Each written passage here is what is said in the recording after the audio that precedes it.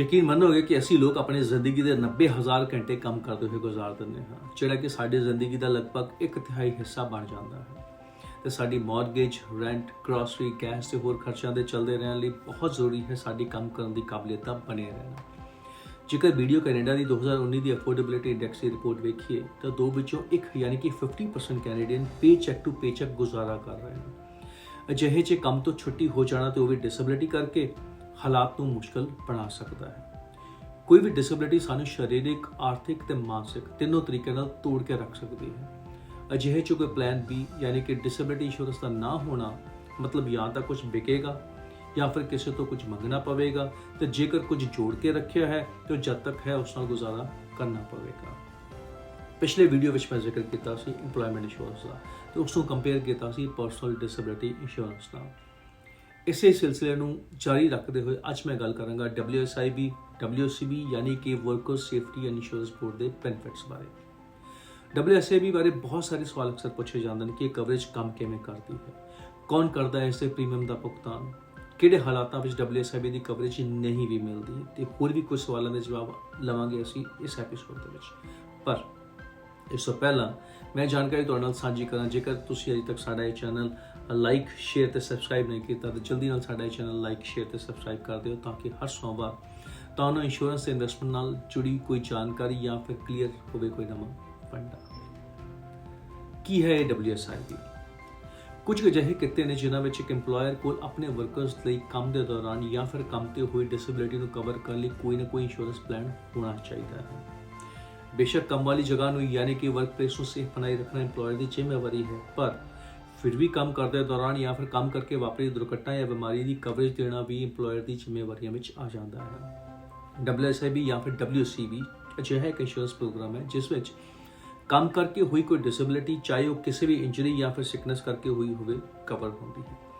ਇਸ ਕਵਰੇਜ ਲਈ ਪ੍ਰੀਮੀਅਮ ਦੇਣ ਦੀ ਜ਼ਿੰਮੇਵਾਰੀ ਵੀ ਇੰਪਲੋਇਰ ਦੀ ਹੀ ਹੁੰਦੀ ਹੈ। ਇਸ ਕਰਕੇ ਤੁਸੀਂ ਕਦੇ ਵੀ ਆਪਣੀ ਪੇ ਸਟੱਬ ਵਿੱਚ ਇਸ ਦੀ ਕਟੌਤੀ ਕੀਤੀ ਗਈ ਨਹੀਂ ਵੇਖੋਗੇ।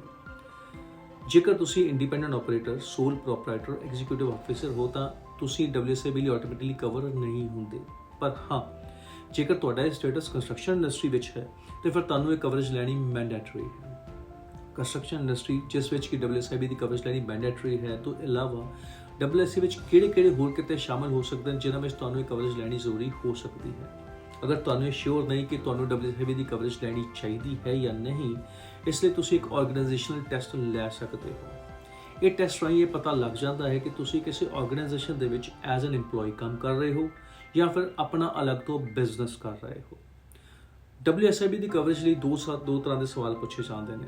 ਪਹਿਲਾ ਹੁੰਦਾ ਹੈ ਇੰਡਸਟਰੀ ਸਪੈਸੀਫਿਕ ਯਾਨੀ ਕਿ ਜਿਸ ਇੰਡਸਟਰੀ ਵਿੱਚ ਤੁਸੀਂ ਕੰਮ ਕਰ ਰਹੇ ਹੋ ਜਾਂ ਫਿਰ ਕਰਨ ਜਾ ਰਹੇ ਹੋ ਉਸ ਦੇ ਬਾਰੇ। ਦੂਸਰਾ ਜਨਰਲ ਸਵਾਲ।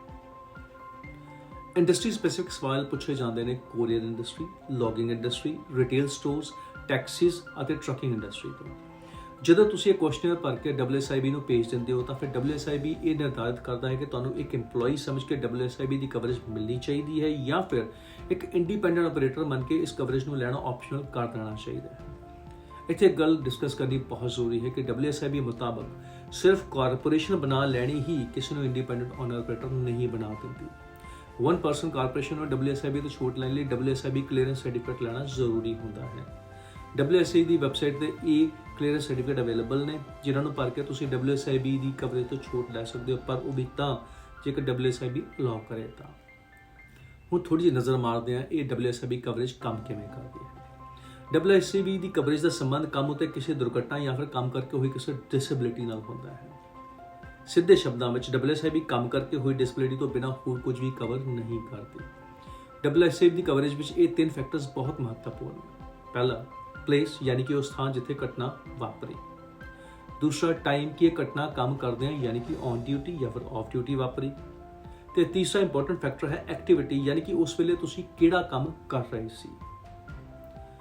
WSIB ਕਲੇਮ ਦੇ ਸਮੇਂ ਇਹ ਗੱਲ ਬਹੁਤ ਗੌਰ ਕਰਦੀ ਹੈ ਕਿ ਜਦੋਂ ਕੋਈ ਦੁਰਘਟਨਾ ਵਾਪਰੀ ਉਸ ਸਮੇਂ ਤੁਸੀਂ ਜਿਹੜਾ ਕੰਮ ਕਰ ਰਹੇ ਸੀ ਉਹ ਤੁਹਾਡਾ ਪਰਸਨਲ ਕੰਮ ਸੀ ਜਾਂ ਫਿਰ ਤੁਹਾਡੇ ਕੰਮ ਨਾਲ ਜੁੜੀ ਹੋਈ ਕੋਈ ਡਿਊਟੀ। ਕਿਉਂਕਿ WSIB ਸਿਰਫ ਕੰਮ ਨਾਲ ਸੰਬੰਧਿਤ ਕਿਸੇ ਦੁਰਘਟਨਾ ਜਾਂ ਬਿਮਾਰੀ ਨੂੰ ਹੀ ਕਵਰ ਕਰਦੀ ਹੈ, ਇਸ ਲਈ ਪਲੇਸ, ਟਾਈਮ ਤੇ ਐਕਟੀਵਿਟੀ ਬਾਰੇ ਜਾਣਕਾਰੀ ਕਲੇਮ ਦੇ ਸਮੇਂ ਬਹੁਤ ਇੰਪੋਰਟੈਂਟ ਹੁੰਦੀ ਹੈ। ਹੁਣ ਅਗਲਾ ਸਵਾਲ ਇਹ ਹੈ ਕਿ WSIB ਕਲੇਮ ਕਿੰਨਾ ਤੇ ਕੀ ਦਿੰਦੀ ਹੈ। WSA ਦੇ ਕਲੇਮ ਵਿੱਚ ਤੁਹਾਡੀ ਨੈਟ ਐਵਰੇਜ ਅਰਨਿੰਗ ਯਾਨੀ ਕਿ ਤੁਹਾਡੀ ਨੈਟ ਇਨਕਮ ਵਿੱਚੋਂ CPP ਇੰਪਲੋਇਮੈਂਟ ਇੰਸ਼ੋਰੈਂਸ ਤੇ ਇਨਕਮ ਟੈਕਸ ਕੱਟਣ ਤੋਂ ਬਾਅਦ ਜੋ ਰਕਮ ਬਚਦੀ ਹੈ ਉਸ ਦਾ 85 ਤੋਂ 90% ਤੱਕ ਕਲੇਮ ਪੇ ਕਰਦੀ ਹੈ। ਇਸ ਨੂੰ ਇੱਕ ਐਗਜ਼ਾਮਪਲ ਨਾਲ ਐਕਸਪਲੇਨ ਕਰਦਾ ਹਾਂ। ਮੰਨ ਲਵੋ ਕਿ ਇੱਕ ਵਿਅਕਤੀ ਦੀ ਨੈਟ ਇਨਕਮ $30,000 ਹੈ ਯਾਨੀ ਕਿ $2500 ਪਰ ਮੰਥ। ਹੁਣ ਇਸ $2500 ਵਿੱਚੋਂ ਕੱਟੇ ਗਏ ਨੇ ਫੈਡਰਲ, ਪ੍ਰੋਵਿੰਸ਼ੀਅਲ, CPP ਤੇ ਇੰਪਲੋਇਮੈਂਟ ਇੰਸ਼ੋਰੈਂਸ। ਟੋਟਲ ਕਟੌਤੀ ਹੋਈ $438। WSIB ਮੁਤਾਬਕ ਇਹ ਨੈਟ ਅਮਾਉਂਟ ਬਣੀ $2062 ਮਹੀਨਾ। ਹੁਣ ਜੇਕਰ ਕੋਈ ਘਟਨਾ ਕੰਮ ਤੇ ਜਾਂ ਕੰਮ ਕਰਕੇ ਵਾਪਰ ਗਈ ਤਾਂ ਫਿਰ WSIB ਇਸ ਨੈਟ ਇਨਕਮ ਦਾ 85% ਯਾਨੀ ਕਿ $1753 ਹੀ ਕਲੇਮ ਪੇ ਕਰੇਗੀ। WSIB ਹਰ ਸਾਲ ਐਨੂਅਲ ਮੈਕਸਿਮਮ ਅਰਨਿੰਗ ਦੀ ਇੱਕ ਲਿਮਿਟ ਤੈਅ ਕਰਦੀ ਹੈ। ਇਸ ਰਕਮ ਤੋਂ ਉੱਪਰਲੀ ਆਮਦਨ ਨੂੰ ਕਲੇਮ ਲਈ ਨਹੀਂ ਵਰਤਿਆ ਜਾਂਦਾ। ਸਾਲ 2023 ਵਿੱਚ ਮੈਕਸਿਮਮ ਇੰਸ਼ੋਰੇਬਲ ਅਰਨਿੰਗ $1,10,000 ਤੈਅ ਕੀਤੀ ਗਈ ਹੈ। WSIB ਦੇ ਕਲੇਮ ਵਿੱਚ ਕੀ ਸ਼ਾਮਿਲ ਹੋ ਸਕਦਾ ਹੈ? WSIB ਦੇ ਕਲੇਮ ਵਿੱਚ ਸ਼ਾਮਿਲ ਹੋ ਸਕਦੀ ਹੈ ਆਮਦਨੀ ਦੇ ਹੋਏ ਨੁਕਸਾਨ ਦੀ ਪੇਮੈਂਟ, ਹੈਲਥ ਕੇਅਰ ਬੈਨੀਫਿਟਸ, ਮੁੜ ਕੰਮ ਉੱਤੇ ਪਰਤਣ ਲਈ ਮਦਦ, ਦੁਰਘਟਨਾ ਜਾਂ ਬਿਮਾਰੀ ਕਰਕੇ ਹੋਈ ਰਿਟਾਇਰਮੈਂਟ ਇਨਕਮ ਦੇ ਲਾਸ ਦੀ ਪੇਮੈਂਟ, ਸਰਵਾਈਵਰ ਬੈਨੀਫਿਟਸ ਯਾਨੀ ਕਿ WSIB ਵਿੱਚ ਕਵਰਡ ਵਿਅਕਤੀ ਦੀ ਮੌਤ ਤੋਂ ਬਾਅਦ ਉਸ ਦੇ ਸਪਾਊਸ ਜਾਂ ਬੱਚਿਆਂ ਲਈ ਬੈਨੀਫਿਟਸ। ਇਸ ਤੋਂ ਇਲਾਵਾ ਹੋਰ ਵੀ ਬੈਨੀਫਿਟਸ ਹੁੰਦੇ ਨੇ ਜਿਨ੍ਹਾਂ ਬਾਰੇ ਜਾਣਕਾਰੀ ਤੁਸੀਂ WSIB ਦੀ ਵੈਬਸਾਈਟ ਤੋਂ ਲੈ ਸਕਦੇ ਹੋ। ਚਲੋ ਹੁਣ ਇਹ ਗੱਲ ਕਰਦੇ ਹਾਂ ਕਿ ਕੰਮ ਤੇ ਹੋਈ ਦੁਰਘਟਨਾ ਨੇ ਤਾਂ WSIB ਵਿੱਚ ਕਵਰੇਜ ਮਿਲ ਗਈ, ਪਰ ਆਪਣੀ ਜ਼ਿੰਦਗੀ ਦੇ 2 ਹਿੱਸੇ ਤਾਂ ਅਸੀਂ ਕੰਮ ਤੋਂ ਬਾਹਰ ਹੀ ਬਿਤਾਉਂਦੇ ਹਾਂ, ਉੱਥੇ ਤਾਂ ਫਿਰ WSIB ਕਵਰ ਨਹੀਂ ਕਰਦੀ। ਕੀ ਹੋਵੇਗਾ ਜੇਕਰ ਕੋਈ ਘਟਨਾ ਕੰਮ ਛੱਡਣ ਤੋਂ ਬਾਅਦ ਵਾਪਰ ਜਾਵੇ? ਕੰਮ ਕਰਦਿਆਂ ਦੌਰਾਨ ਵੈਸੇ ਵੀ ਅਸੀਂ ਵਧੇਰੇ ਚੌਕਸ ਹੁੰਦੇ ਹਾਂ ਤੇ ਸੇਫਟੀ ਦਾ ਧਿਆਨ ਰੱਖਦੇ ਹਾਂ, ਪਰ ਜਦੋਂ ਅਸੀਂ ਕੰਮ ਤੇ ਨਹੀਂ ਹੁੰਦੇ ਉਸ ਵੇਲੇ ਅਗਰ ਕੋਈ ਡਿਸੇਬਿਲਿਟੀ ਵਾਪਰ ਜਾਵੇ ਤਾਂ ਫਿਰ ਕੰਮ ਆਉਂਦੀ ਹੈ ਸਾਡੀ ਪਰਸਨਲ ਡਿਸੇਬਿਲਿਟੀ ਇੰਸ਼ੋਰੈਂਸ। WSIB ਵਾਂਗ ਇਸ ਵਿੱਚ ਕੋਈ ਬੰਦਿਸ਼ ਨਹੀਂ ਹੁੰਦੀ ਕਿ ਦੁਰਘਟਨਾ ਸਿਰਫ ਕੰਮ ਤੇ ਜਾਂ ਕੰਮ ਕਰਕੇ ਹੀ ਵਾਪਰੀ ਹੋਵੇ। ਇਸ ਦਾ ਮਤਲਬ ਪਰਸਨਲ ਡਿਸੇਬਿਲਿਟੀ ਇੰਸ਼ੋਰੈਂਸ ਵਿੱਚ 24 ਘੰਟੇ ਦੀ ਕਵਰੇਜ ਮਿਲ ਸਕਦੀ ਹੈ। ਹੁਣ ਸਵਾਲ ਇਹ ਹੋ ਸਕਦਾ ਹੈ ਕਿ ਜੇਕਰ WSIB ਤੋਂ ਕਵਰੇਜ ਮਿਲੀ ਹੋਈ ਹੈ ਤਾਂ ਫਿਰ ਕੀ ਆਪਣੀ ਪਰਸਨਲ ਡਿਸੇਬਿਲਿਟੀ ਇੰਸ਼ੋਰੈਂਸ ਲਈ ਜਾ ਸਕਦੀ ਹੈ ਜਾਂ ਅਜਿਹਾ ਕਰਨ ਦਾ ਕੋਈ ਫਾਇਦਾ ਵੀ ਹੈ ਤੇ ਕੀ ਦੋਵੇਂ ਪਾਸਿਆਂ ਤੋਂ ਕਲੇਮ ਲਏ ਜਾ ਸਕਦੇ ਨੇ? WSIB ਦੇ ਹੁੰਦਿਆਂ ਵੀ ਪਰਸਨਲ ਡਿਸੇਬਿਲਿਟੀ ਇੰਸ਼ੋਰੈਂਸ ਲੈ ਲੈਣੀ ਇੱਕ ਵਧੀਆ ਆਪਸ਼ਨ ਹੋ ਸਕਦੀ ਹੈ। ਕਲੇਮ ਦੋਵੇਂ ਪਾਲਿਸੀਆਂ ਵਿੱਚੋਂ ਮਿਲ ਸਕਦਾ ਹੈ। ਬੇਸ਼ੱਕ WSIB ਪਹਿਲਾ ਪੇਅਰ ਹੁੰਦਾ ਹੈ ਯਾਨੀ ਕਿ ਅਗਰ WSIB ਤੇ ਪਰਸਨਲ ਡਿਸੇਬਿਲਿਟੀ ਇੰਸ਼ੋਰੈਂਸ ਦੋਵੇਂ ਹੀ ਕਵਰੇਜ ਨੇ ਤਾਂ ਪਹਿਲਾ ਕਲੇਮ WSIB ਪੇ ਕਰੇਗੀ, ਪਰ ਜਿਵੇਂ ਕਿ WSIB ਤੁਹਾਡੀ ਨੈਟ ਇਨਕਮ ਵਿੱਚੋਂ CPP ਤੇ EI ਕੱਟਣ ਤੋਂ ਬਾਅਦ ਬਚੀ ਹੋਈ ਆਮਦਨ ਦਾ 85 ਤੋਂ 90% ਤੱਕ ਹੀ ਕਲੇਮ ਪੇ ਕਰਦੀ ਹੈ। ਤੁਹਾਡੀ ਪਰਸਨਲ ਡਿਸੇਬਿਲਿਟੀ ਇੰਸ਼ੋਰੈਂਸ ਤੁਹਾਡੀ ਗ੍ਰੋਸ ਇਨਕਮ ਨੂੰ ਬੇਸ ਬਣਾ ਕੇ ਡਿਸੇਬਿਲਿਟੀ ਬੈਨੀਫਿਟ ਨਿਰਧਾਰਿਤ ਕਰ ਸਕਦੀ ਹੈ। ਅਜਿਹਾ ਕਰਨ ਨਾਲ ਤੁਹਾਨੂੰ ਮਿਲ ਸਕਣ ਵਾਲੇ ਬੈਨੀਫਿਟਸ ਵੱਧ ਸਕਦੇ ਨੇ। ਇਸ ਦਾ ਮਤਲਬ ਇਹ ਹੋਇਆ ਕਿ ਜਿੰਨਾ ਬੈਨੀਫਿਟ WSIB ਨੇ ਦਿੱਤਾ ਉਹ ਲੈਣ ਤੋਂ ਬਾਅਦ ਉੱਪਰਲੇ ਬੈਨੀਫਿਟ ਤੁਸੀਂ ਪਰਸਨਲ ਡਿਸੇਬਿਲਿਟੀ ਇੰਸ਼ੋਰੈਂਸ ਤੋਂ ਲੈ ਸਕਦੇ ਹੋ। ਪਰ WSIB ਵਾਂਗ personal disability claim place, time ਤੇ ਐਕਟੀਵਿਟੀ ਵੱਲ ਧਿਆਨ ਨਹੀਂ ਦਿੰਦਾ। ਇਹ ਦੁਰਘਟਨਾ ਕਿਸੇ ਵੀ ਸਮੇਂ ਕਿਸੇ ਵੀ ਸਥਾਨ ਵਾਪਰੀ ਹੋ ਸਕਦੀ ਹੈ, ਇਸ ਲਈ ਆਪਣੀ ਪਰਸਨਲ ਡਿਸੇਬਿਲਿਟੀ ਇੰਸ਼ੋਰੈਂਸ ਲੈਣਾ ਹਮੇਸ਼ਾ ਰਿਕਮੈਂਡ ਕੀਤਾ ਜਾਂਦਾ ਹੈ। ਉਮੀਦ ਹੈ ਅੱਜ ਦੇ ਐਪੀਸੋਡ ਦੇ ਵਿੱਚ WSIB ਬਾਰੇ ਜਾਣਕਾਰੀ ਵਿੱਚ ਵਾਧਾ ਹੋਇਆ ਹੋਵੇਗਾ ਤੇ ਫੰਡੇ ਵੀ ਕਲੀਅਰ ਹੋਏ ਹੋਣਗੇ। ਕਵਰੇਜ ਚਾਹੇ ਕੋਈ ਵੀ ਹੋਵੇ, ਜ਼ਰੂਰੀ ਇਹ ਸਮਝਣਾ ਹੈ ਕਿ ਡਿਸੇਬਿਲਿਟੀ ਦਾ ਹੋਣਾ ਇੱਕ ਹਕੀਕਤ ਹੈ। ਇਹ ਡਿਸੇਬਿਲਿਟੀ ਕਦੇ ਵੀ ਕਿਤੇ ਵੀ ਤਾਂ ਕੋਈ ਵੀ ਕੰਮ ਕਰਦਿਆਂ ਹੋ ਸਕਦੀ ਹੈ, ਇਸ ਲਈ ਕੋਈ ਨਾ ਕੋਈ ਇੰਤਜ਼ਾਮ ਜ਼ਰੂਰ ਹੋਣਾ ਚਾਹੀਦਾ ਹੈ ਆਪਣੇ ਖਰਚਿਆਂ ਨੂੰ ਚੱਲਦੇ ਰੱਖਣ ਦਾ। ਡਿਸੇਬਿਲਿਟੀ ਆਮਦਨ ਤਾਂ ਰੋਕ ਸਕਦੀ ਹੈ ਪਰ ਖਰਚੇ ਨਹੀਂ। ਅਗਲੇ ਹਫਤੇ ਅਗਲੇ ਵੀਡੀਓ ਵਿੱਚ ਅਸੀਂ ਡਿਸਕਸ ਕਰਾਂਗੇ CPP ਡਿਸੇਬਿਲਿਟੀ ਪ੍ਰੋਗਰਾਮ ਬਾਰੇ, ਕੰਪੇਅਰ ਕਰਾਂਗੇ ਇਸ ਨੂੰ ਪਰਸਨਲ ਡਿਸੇਬਿਲਿਟੀ ਇੰਸ਼ੋਰੈਂਸ ਨਾਲ।